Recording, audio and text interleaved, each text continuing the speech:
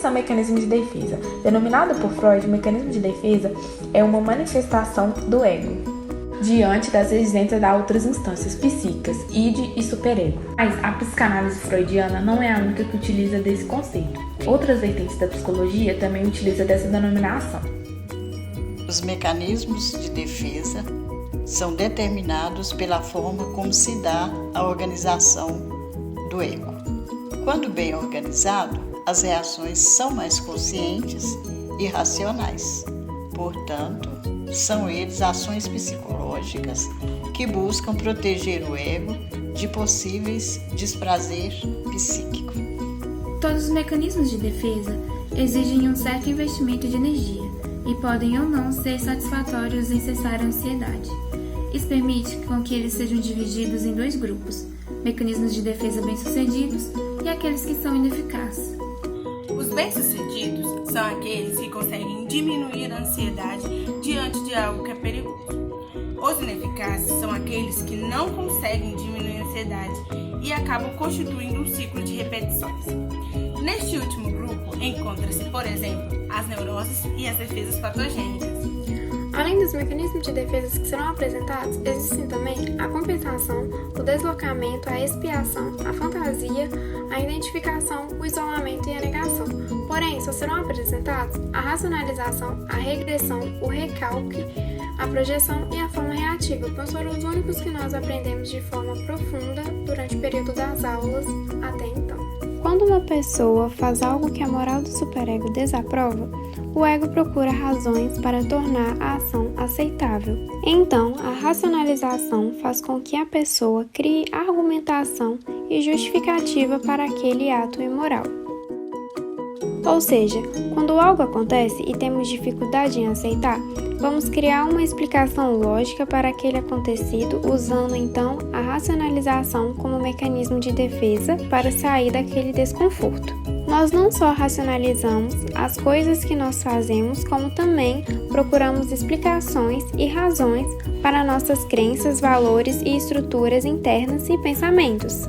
Nós achamos importante racionalizar o outro tanto quanto nós mesmos. Então, isso pode acontecer tanto com algo que nós fizemos, como algo que o outro fez, mas que de certa forma nos gerou um desconforto. Para uma melhor compreensão, irei citar alguns exemplos do nosso dia a dia desses mecanismos de defesa. É como um casal onde o homem bate na mulher e cria argumentos dizendo que ela mereceu. Ele simplesmente bater sem se justificar, o ego desaprovaria, então ele racionaliza, criando essa justificativa. Logo em seguida, a mulher aceita aquilo concordando com ele, dizendo que não deveria ter falado ou agido daquela forma e que ela está errada. Nesses dois exemplos, temos o primeiro mecanismo de defesa em função de si próprio. No segundo, temos em função de justificar a ação do outro. Outros exemplos do dia a dia seria quando alguém que rouba e justifica dizendo que não tem oportunidade. Ou um aluno que mata a aula e usa o argumento que não precisa de pontos naquela matéria mais. Ou também alguém que trai o seu parceiro ou parceira e diz que a relação já estava chata e que o outro não dava mais atenção. No processo de regressão, o indivíduo retorna às etapas anteriores do seu desenvolvimento, ou seja, ele toma a posição de uma criança em meio a uma situação problemática, ao invés de agir de uma forma mais adulta. Normalmente, esse processo ocorre em resposta a uma situação com nível de estresse maior.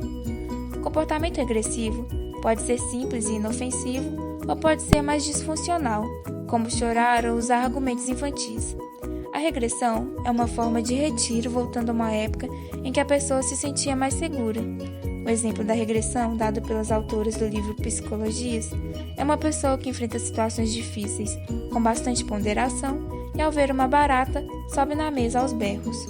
Outro exemplo é quando uma criança de repente volta a fazer xixi na cama depois de anos sem fazer, devido à chegada de um outro bebê na casa.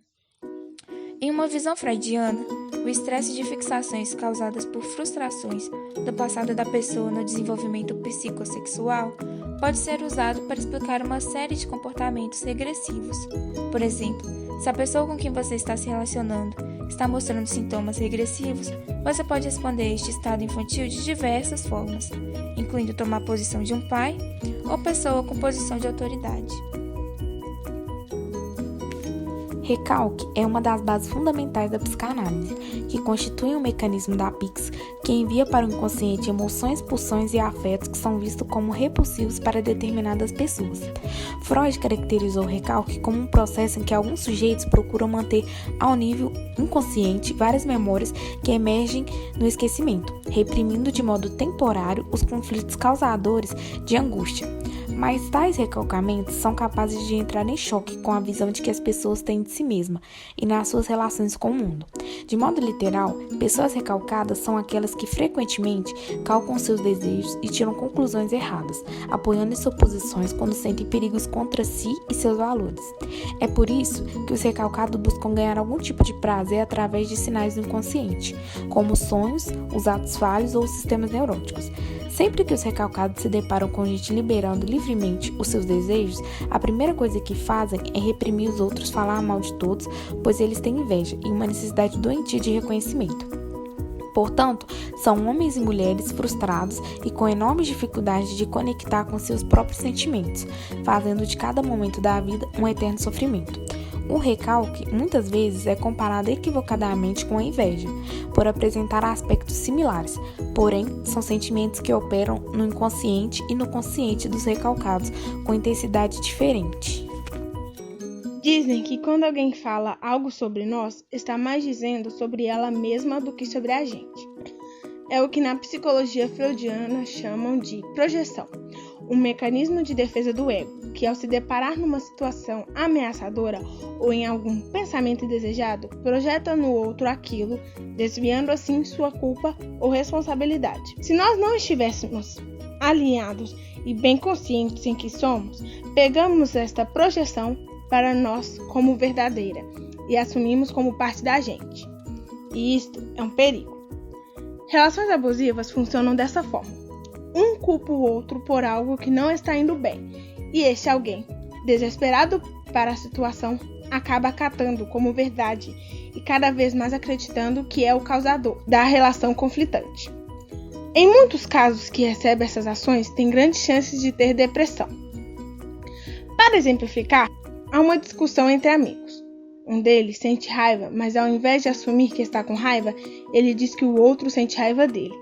É por isto que o autodesenvolvimento e o autoconhecimento são tão importantes, pois, quando mais sabemos nossos limites e fragilidades, menos aceitamos relações abusivas, entendendo até onde conseguimos filtrar o que é nosso e o que é do outro. Apontar o dedo para alguém colocando a responsabilidade de algo ter saído errado a esta pessoa, quando na verdade é falta de capacidade em lidar com determinada circunstância. Para quem se identifica, vale a pena um processo terapêutico para compreender melhor onde e como este comportamento se apresenta, e melhor não só os relacionamentos no geral, como ficar mais consciente dos seus próprios atos. A formação reativa é um complexo mecanismo de defesa que, através do qual sentimentos e impulsos inaceitáveis são modificados para torná-los aceitáveis. Esse mecanismo é a nível inconsciente e a pessoa não percebe que o desenvolve. É uma formação onde o ego afasta o desejo da direção, onde o indivíduo adota uma atitude oposta a esse desejo. Exemplo: uma pessoa que ama alguém e que não está sendo correspondida, aquela pessoa não está ao alcance. Aí ela inverte o sentimento, transforma o amor em ódio, uma certa aversão, e passa a pensar nesse desejo, nesse suposto sentimento de forma invertida, como uma forma de defesa.